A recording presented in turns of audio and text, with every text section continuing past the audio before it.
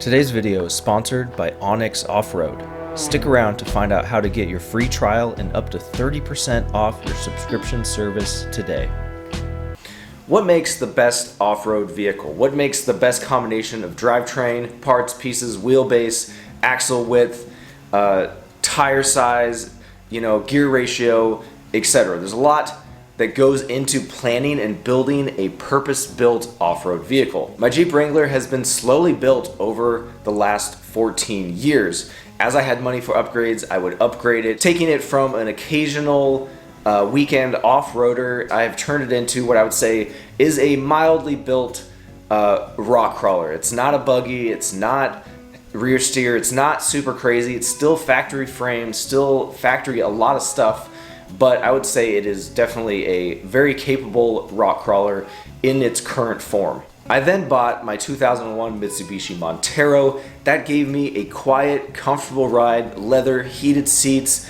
It was with the lift and tires that I put on it, it was able to do fairly decent off-road with the limited slip. Great comfort off-road, tons of storage. Kids are able to fit everything that I wanted to into the Montero.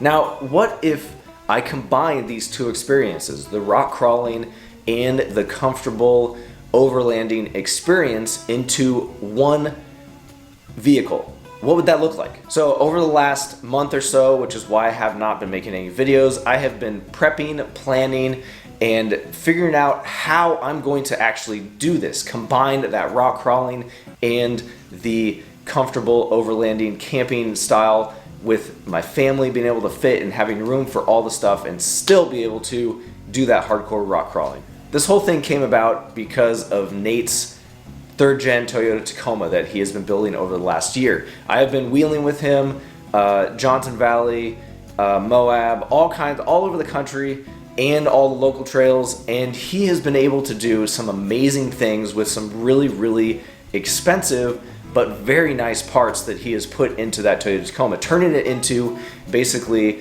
that kind of Swiss Army knife of off-road vehicles. He's able to drive comfortably on the road, drive cross-country, fit his whole family. It's got the roof rack, it's got the custom bed, so it's got all the storage, and the rooftop tent. So basically this is inspiring me to do this for myself, but obviously I do not have the money or the budget to build a Toyota Tacoma like the one he has. So I'm going whiteboard on you guys.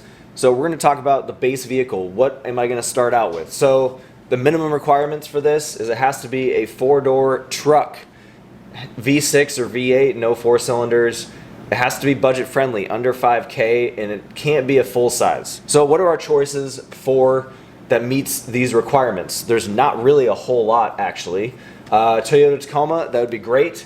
First gen, second gen, but probably the cheapest I've found, I did look for a long time, is about 10K.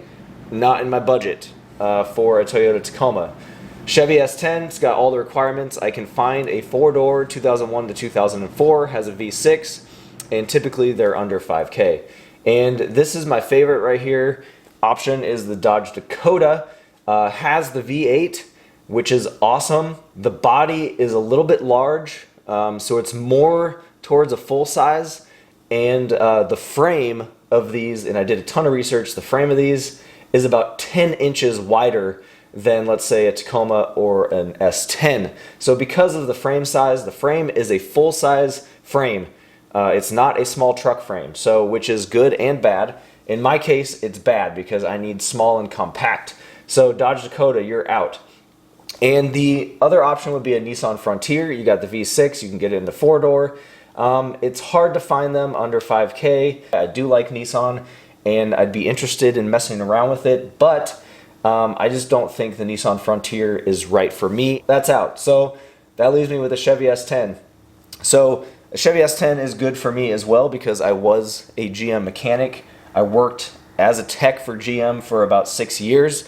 I'm master tech certified in GM, so that 4.3 V6, I am very intimately familiar with that, and the 4L60E. It took me quite a while, and I had to drive all the way down to Southern Oregon in order to pick up a four-door Chevy S10. That is what our base vehicle is going to be, a 2001 Chevy S10. So let's go over the budget for this project. Because trying to be budget friendly, I'm going to go through just the generic list of everything that I'm going to be putting into this to start with, how much it would cost you guys in order to do it the way that I'm doing it. And I can't afford this, so in order to do this, I had to sell the Montero, no longer have the Montero, and I have to scavenge parts off of the Jeep, axles, drive lines, transfer case, all of the really expensive high-end parts that I put into the Jeep over the last 5 years. I'm pulling them off, and it's going to go onto this. So I paid $4,600 for the S10. I spent about $400 on tune-up parts, needed a distributor, things like that. And a pro tip: anytime you buy a used vehicle like this, I daily drive it. So I take it to work. I drive 40 miles each way to work, so like 80 miles a day. And I just daily drove it for a week, and I find all these little things wrong with it. You figure out all the quirks and noises and whatnot before you start tearing into the whole frame and all that. Make sure you have a solid, good running vehicle, and that's what I did. And this one is super solid at this point. I'm using my axle. So $3K for a front axle, steering, all hydro assist, all that stuff. $2K, I'm gonna say, is what it would cost you to build the Ford 9-inch like the one I have. I'll be doing a shift kit and an ECU tune. This will be done after I get it on the wheels and tires and it's running and driving in its condition, final condition.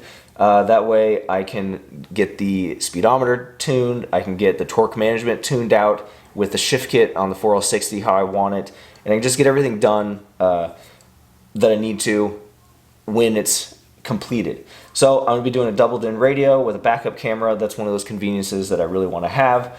About $500 in drive lines, slip yoke eliminator. So this is all Barnes four-wheel drive stuff here. I'm going to be doing the Axis bed rack to hold the rooftop tent and my propane and my max tracks and all that stuff. 4-link for the rear, 3-link for the front. We got bump stops, we got shocks, we got wheels and tires, we got a used rooftop tent because this is budget, guys. I'm gonna find a used one that fits on the back. Coil springs and stuff like that. So total, this budget, you're gonna be between 15 and 20K for everything out of pocket, right? And if I added up everything here, and we're at 18,320. So with our vehicle chosen, our parts and pieces, everything lined up, we have to start tearing this thing down and start getting into it so I can take measurements off the frame and know exactly what brackets and stuff that I'm going to need for the 4-link coil mounts, all the stuff I'm going to need for the straight axle swap, all that stuff. Got to get that at the Barnes 4-wheel drive so I can get that shipped out to me as soon as possible. So let's start pulling this thing apart and take some measurements off of it, and we will go from there.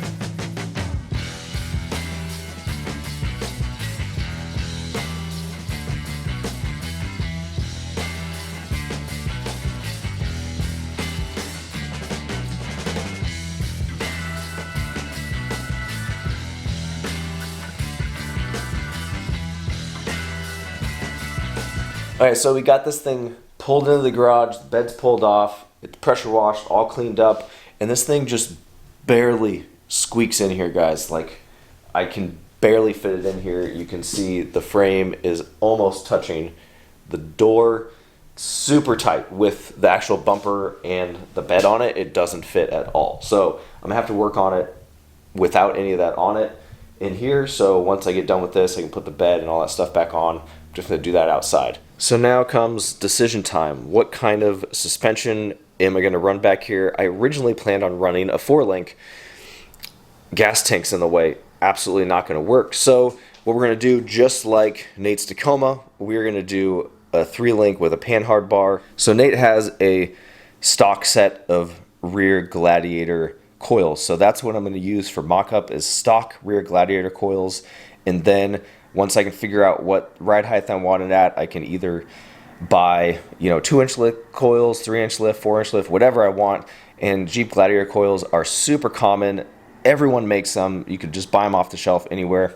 That's what I'm going to use. And then for the front, I have the coils from my TJ, which are 4.5-inch metal cloak dual rate coils.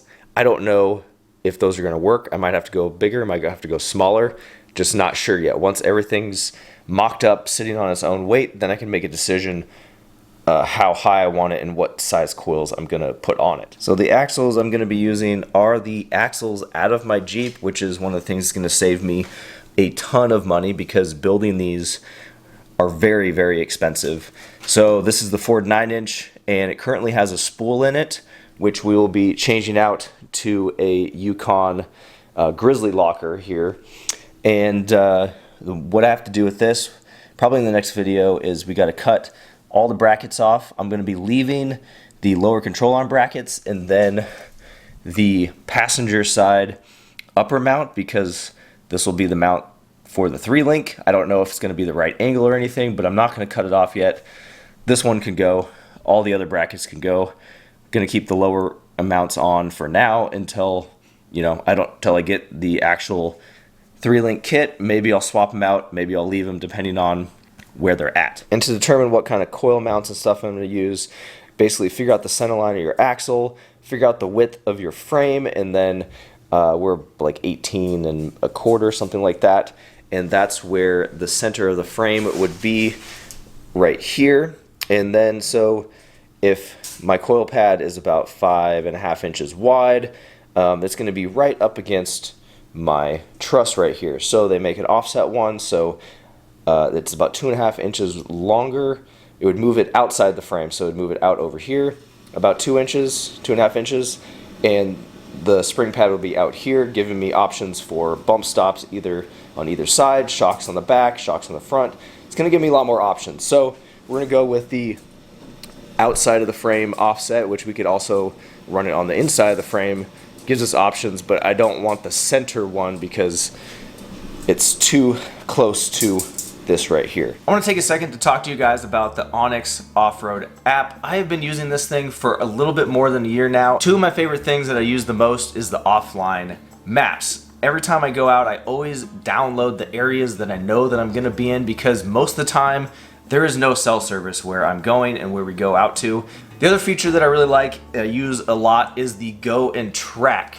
I do a lot of camping, adventuring with my friends. We go out, find really cool spots, really good camping spots next to a river, and then I'm like, man, I really would like to take my family, take my kids out here. They really enjoy it. So I hit that go and track button, and then I can find it again and take my kids and go camping. For a limited time, save 30% on new premium and elite memberships now until November 30th with the code BLACKFRIDAY30. And if you missed that, you could always just use the coupon code MuddyBeards, give yourself 20% off, use the link in the description. That'll also automatically give you that 20% off. And now back to the video. As you guys saw in the thumbnail, I had basically photoshopped the bed from Nate's truck onto this. And that was my original plan, was I'm going to build a custom bed, that's still a plan, but so basically this is going to be version 1.0 of this, because there's some trips that I want to go on that are coming up really soon, and I want to enjoy snow wheeling probably towards the end of the season once I get this finished. And I want to get this on the road, on the trail, being able to do stuff as soon as possible. And building a full custom bed from scratch is going to take me a lot longer than building probably the whole rest of the truck. So for right now, we are going to run the Axis bed rack from Barnes 4-wheel drive. I might have that on there for years. I don't know. I just don't know yet. But that's going to be the starting point, is the Axis bed rack, because it's a phenomenal rack that's going to look good and it's going to do everything that I want it to do. So we're going to start out with that, and then hopefully eventually we will get to building a full custom bed down the road. Anyways, that's going to be it for this video. If you want to follow me on social media, I am at MuddyBeards4x4. Got a website, shirt, stickers, stuff like that, muddybeards4x4.com. We got discount codes from our sponsors. And if you guys want to see more of this build, there should be almost weekly videos from here on out on this build. So make sure you subscribe if you are not subscribed already. Hit that button. And as always, and until next time guys, we will see you on the trail.